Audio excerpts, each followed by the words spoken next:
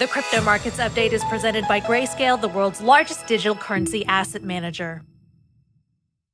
Checking in on Bitcoin, the CoinDesk Bitcoin price XVX index is trading at $57,283. Bitcoin is advancing 5.5% over the past 24 hours. The CoinDesk Ether price ETX index trading at 4,353.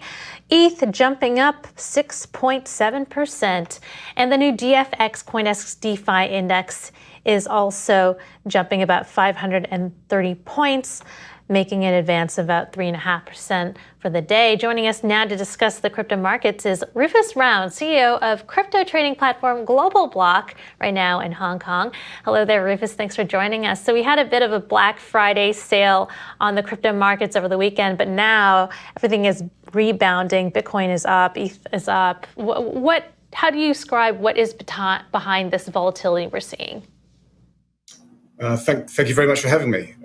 Anyone who called the GlobalDesk sales team or traders would have perhaps received some color on Friday about the Black Friday sale, essentially driven by low liquidity moves from over-leveraged traders and fear thanks to the Omicron variant. There were only two ways the market could go thereafter, and one was sideways and the other one was up, in our view. If you're going to get more fear and stimulus, then Bitcoin benefits. And if the fears subside, then Bitcoin rallies as it becomes a risk on trade again in the very short term. Can you just explain a little bit more, though, this correlation that we saw with Bitcoin and the traditional market? Because it seems like, at least on the surface, the market was just reacting to fear of this kind of new strain, and then Bitcoin seemed to react quite similarly. Is that a fair assessment of what happened? I mean, was Bitcoin just moving, at least initially, just moving in tandem with the traditional market, just saying, okay, there's this new strain of the virus, and that's what was causing it to go down?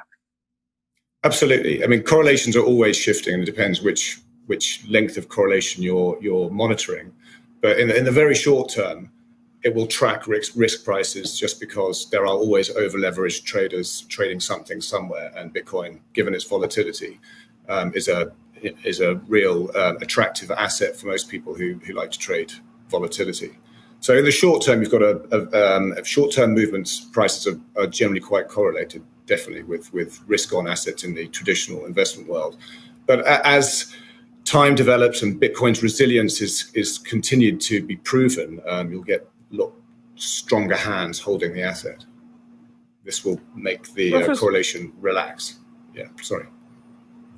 No, that's so. The role of whales in this, or at least larger players in the rebound, how much was it? Do you suspect that this particular rebound was driven by larger players going out and buying on the dips, or was it primarily retail driven? Tough question. The volumes haven't been that high, so I don't suggest that many whales have piled in this recent dip, but recent evidence has shown that longer-term hands had been adding and they're not liquidating. So I would suggest it's the fast money getting back in again in the short term, because there have been reports earlier today that the Omicron variant might not be quite so catastrophic as at first thought. So therefore, we're seeing a rally again.